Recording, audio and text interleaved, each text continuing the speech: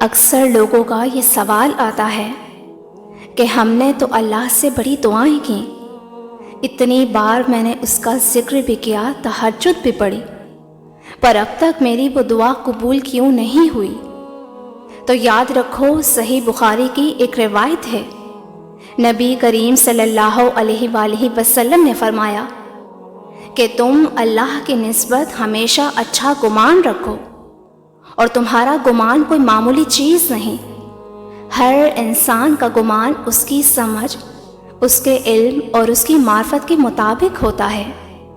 جو اللہ کو زیادہ چاہتا ہے نا، اس کا اللہ کے مطابق اسی قدر اچھا گمان ہوتا ہے، اور اس بندے کی تمام پریشانیاں اور دکھ اللہ جل ختم کر کے اس کی مانگی دعاؤں پر اپنا کن فرما دیتا ہے۔ جان رکھو، دعا دنیا کی وہ ایک واحد پاورفل ٹول ہے جو انسان کی پوری قسمت تک کو پلٹا کے رکھ دیتی ہے۔ ایک اور جگہ حدیث میں آتا ہے، ابن حبان کی روایت ہے، نبی کریم صلی اللہ علیہ وآلہ وسلم نے فرمایا کہ تقدیر کو دعا ہی ٹال سکتی ہے۔ اللہ نے دعا میں اتنی طاقت رکھی ہے کہ قسمت کا قلم اگر تمہارے لیے کوئی دکھ لکھنے کا ارادہ کرتا ہے تو صرف دعا ہی وہ واحد چیز ہے جو اسے روک سکتی ہے۔ تم اپنے رب کی بارگاہ میں جتنی دفعہ دعا کے لیے ہاتھ اٹھاتے ہو نا، تمہارا رب اتنی دفعہ تمہاری باتوں کا جواب دیتا ہے۔ عطا کی تدبیریں وہ خود بناتا ہے۔ مولانا رومی فرماتے ہیں، جو چیز تمہیں چاہیے وہ تمہیں خود ڈھونڈ رہی ہے اور تمہیں اپنی طرف متوجہ کر رہی ہے۔ یہ ایک بہت بڑا راز ہے ہر اس انسان کے لیے جو اسے سمجھ سکتا ہے۔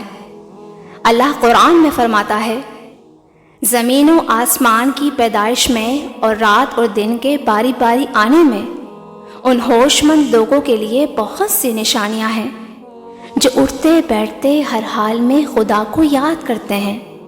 اور اگر تم یہ سوچ رہے ہو کہ اللہ اتنی دعاؤں کے بعد بھی کن کیوں نہیں فرما رہا، تو سنو، اللہ کن تب فرماتا ہے جب تم حق اور سچ کے ساتھ عاجزی اختیار کرنے لگو اور اندھیر زندگی میں اجالے کی امید کو روشن رکھنے لگو، اور اپنی مرضی کی رائے اختیار کرنے کے بجائے اللہ سے بہترین فیصلے کی امید رکھنے لگو، تو یہ بڑی نشانی ہے کہ اللہ تمہیں عنقریب ایسی بلندی عطا کرنے والا ہے جو تمہاری دعاؤں کی قبولیت کا بہترین سبب بننے والی ہیں۔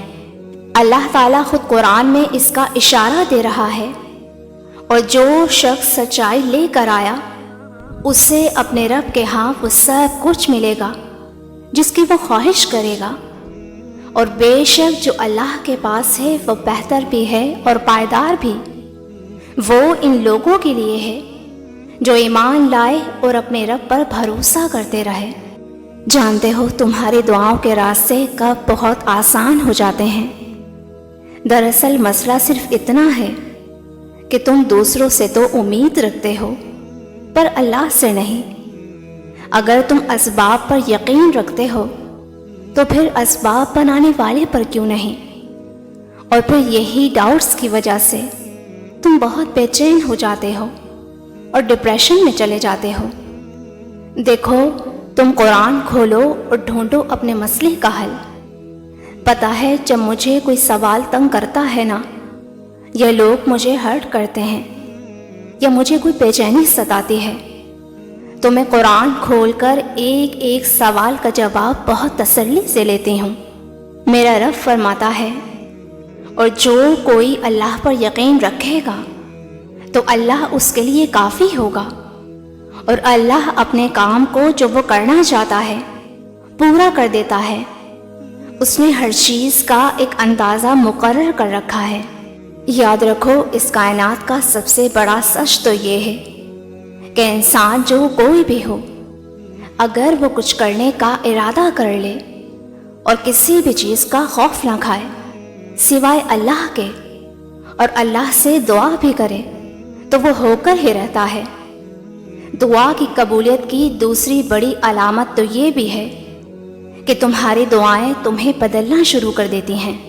جب تم اپنی منزل کو پانے میں کبھی ہمت نہیں ہارتے، چاہے راستے کتنے ہی مشکل ہوں، تم اپنا سفر جاری رکھتے ہو اور اللہ کی رسی کو مضبوطی سے تھامے رکھتے ہو، تو خوبصورت معجزے بھی تمہارا مقدر بن جاتے ہیں۔